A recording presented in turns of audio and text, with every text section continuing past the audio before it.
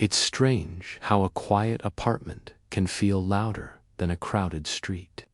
That's what I noticed most after Chris left for his 2-week business trip. Without his footsteps in the hallway or his voice drifting from the kitchen, the place felt almost too still except for Jordan. Jordan had been my roommate for nearly a year. We weren't close when he first moved in, just two people sharing rent and space. But over months, I learned the rhythms of his presence. He was the kind of guy who noticed things: how I took my coffee, the music I played when I was stressed, the way I tended to curl my shoulders forward after long days. He had a calm confidence that filled a room without ever demanding it. Chris, my boyfriend of 4 years, was the opposite: tense, focused, ambitious to a fault. Lately, that ambition had built a wall between us. His texts during this trip were short, practical, sometimes just a thumbs-up emoji in response to something personal I'd shared. I told myself it was just the workload. Still, each unanswered detail about my day chipped at a part of me I didn't want to admit felt neglected. By the 4th evening without him, my body was betraying me in a different way: tight knots along my shoulders and neck that made turning my head feel like a chore, the kind of ache that nagged constantly, reminding you that something in your life, physical or otherwise, was out of alignment. I'd barely kicked off my shoes when Jordan looked up from the couch. "Rough day?" he asked, setting down a half-finished mug of tea. "Something like that," I muttered, rolling my neck and grimacing. He tilted his head. "That's not just work stress. You've got tension all over. I've got magic hands, you know." He smirked, half joke, half challenge. I laughed it off at first. I'll keep that in mind. But the ache didn't go away. By Saturday morning, it had settled into a deep, throbbing stiffness that made me groan when I reached for the coffee pot. Jordan was in the kitchen too, barefoot and still a little tousled from sleep, pouring cereal into a bowl. "Okay," I said, leaning against the counter. "I think I'm ready to take you up on that offer." He looked over, amused. "Offer the magic hands." His grin widened. "Thought you'd never ask. Give me 10 minutes. I'll set things up." I wasn't sure what set things up meant, but when I walked into the living room later, Jordan had moved the coffee table aside and placed a folded blanket on the rug, next to a couple of pillows. The curtains were half drawn, letting in a soft, golden light from the late morning sun. "Lie down on your stomach," he instructed casually, as if this was something we did all the time. I hesitated only for a moment, then followed his lead. My cheek rested on the pillow, and I let my arms fall at my sides. The first touch was nothing more than firm pressure at the base of my neck, his thumbs pressing into the stubborn muscles there.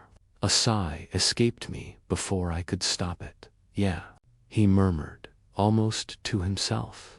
"That's bad." He worked slowly, kneading in measured circles, his hands steady and warm. We talked about nothing in particular: how our landlord still hadn't fixed the dryer, whether the new coffee shop down the street was worth trying. But between words, there were these small silences, not awkward, just aware. At one point, his fingers traced a little higher, brushing the hair at my nape.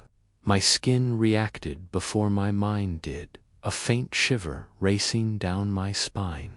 I told myself it was just because the muscles were sensitive there. "You're tense all the way through your shoulders," he said, shifting his position so he could lean in with more pressure. "Breathe into it." I did as he said, closing my eyes, focusing on the exhale. The longer it went on, the harder it became to remember this was just about back pain. His hands didn't rush. They lingered, sliding just enough to leave a trail of heat behind.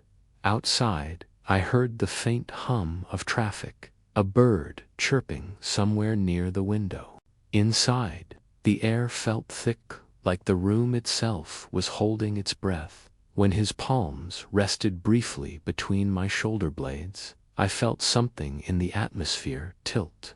The friendly ease we'd had a minute ago was giving way to something quieter, heavier, charged.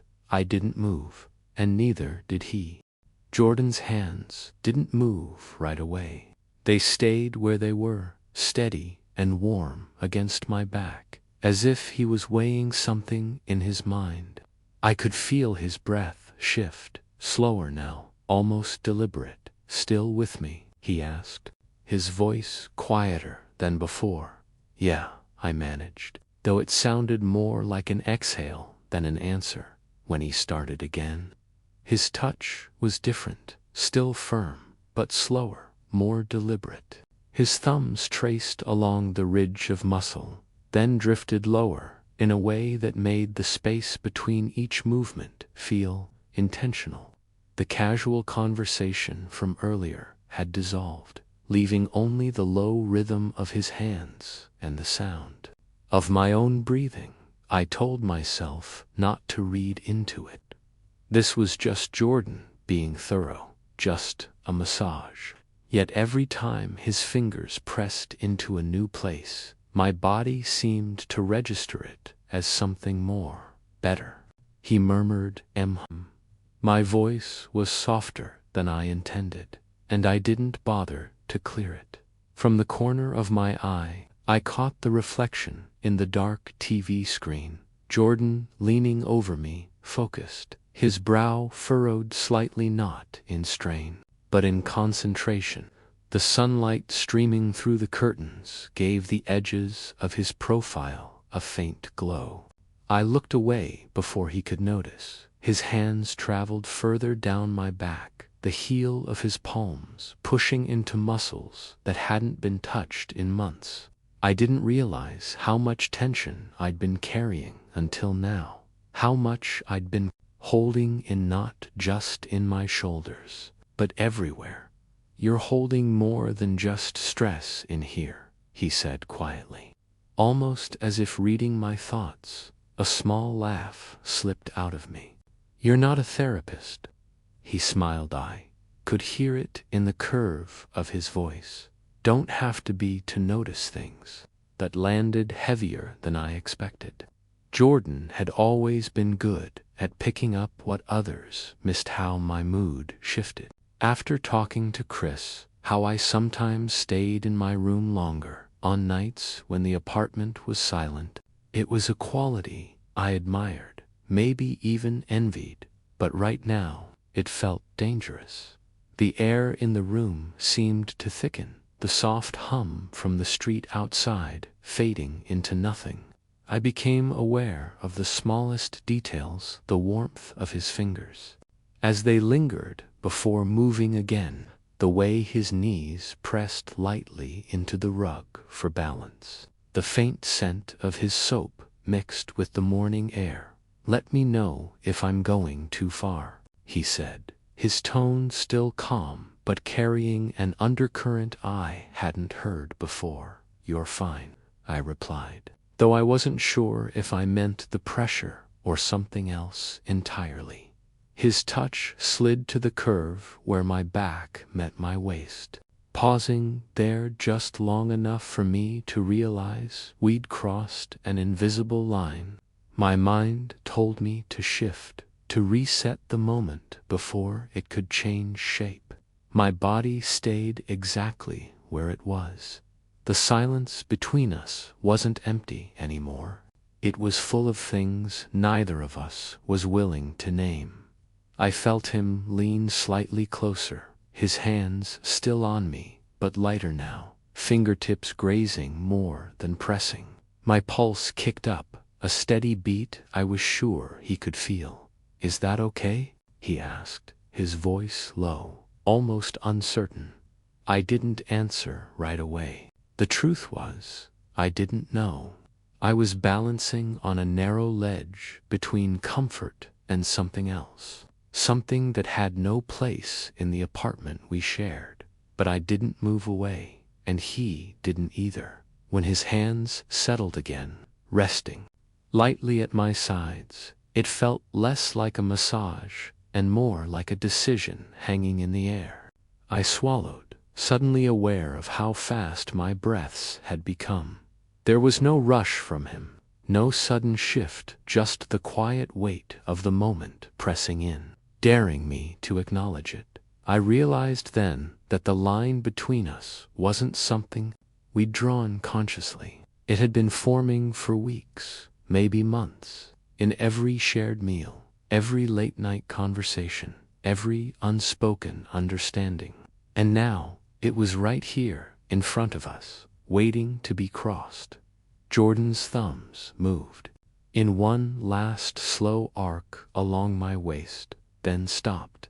We stayed like that, unmoving, listening to the silence. Jordan's hands lingered at my sides, not moving, not retreating. The stillness between us felt heavier than anything he'd done so far. My mind ran through a dozen reasons to shift away, to laugh, to make it light again, but none of them made it past my lips. I felt him lean in, just enough that his breath brushed the side of my neck. "You're tense here too," he murmured, his voice low, almost careful. "Yeah," I replied, though the word came out uneven. His fingertips trailed upward, following the curve of my ribs before sliding back down, slower this time. The warmth spread under my skin, not from the pressure, but from something unspoken passing between us. My pulse thudded in my ears. I thought of Chris, how he would never approve, how he'd see this for what it was, a betrayal. Yet the thought didn't pull me back. If anything, it made me notice the emptiness I'd been feeling in his absence, how different it felt to be seen here, in this room, by someone who noticed without me having to explain. Jordan's hands pressed gently into my lower back, his thumbs moving in slow, steady lines that drew me further into the moment. There was no pretense now. The careful neutrality of a massage had slipped away completely. He paused. "Tell me if you want me to stop." The quiet, stretched I could have ended it there, could have rolled away and chalked it up to nothing. Instead, I whispered, "Don't." The shift was subtle but absolute. His touch became surer, the space between us narrowing until I could feel the faint brush of his arm against mine. My breath deepened, matching the rhythm of his movements. The world outside the apartment ceased to exist. No traffic, no phone buzzing in the kitchen, no Chris miles away, just this. I turned my head slightly, enough to catch a glimpse of him out of the corner of my eye. His expression was focused, but there was something softer beneath it, something that made my chest tighten. For a moment, we stayed there, holding each other's gaze in the faint light spilling through the curtains. Then he shifted, one hand steady on my side while the other traced the line of my shoulder. The contact was electric, delicate, and deliberate. I let myself lean into it, just enough to close the distance that words couldn't bridge. When his forehead rested lightly against the back of my head, I felt the weight of the choice settling in my chest. Every inch between us had been accounted for, every second stretched into something that would be impossible to undo. Neither of us spoke. Words would have made it too real, too definable. Instead, we stayed in that fragile space halfway between comfort and crossing the final boundary, each of us aware that this was no longer about sore muscles. Finally, he eased back, his hands slipping away, leaving the air cooler where they'd been. I sat up slowly, not looking at him right away. My pulse was still racing, my thoughts scattered. Jordan broke the silence first. "You okay?" I nodded, though the word okay felt far too small for the tangle of emotions running through me. Yeah, we both knew something had changed. It wasn't dramatic, no grand confession, no sudden declaration, but it was there. An unspoken acknowledgement sitting between us on the rug. I glanced at him then, catching the faint curve of a smile that wasn't playful or smug, just understanding. The kind of look that said he knew exactly what had happened and what it meant. For a long moment, neither of us moved to stand.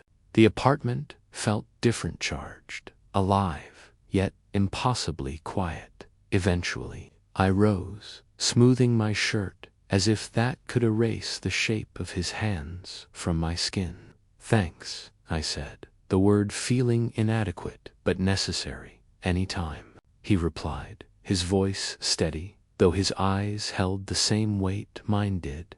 I walked to my room without looking back, but every step carried the echo of that moment, the warmth, the stillness, the choice I hadn't stopped myself from making it.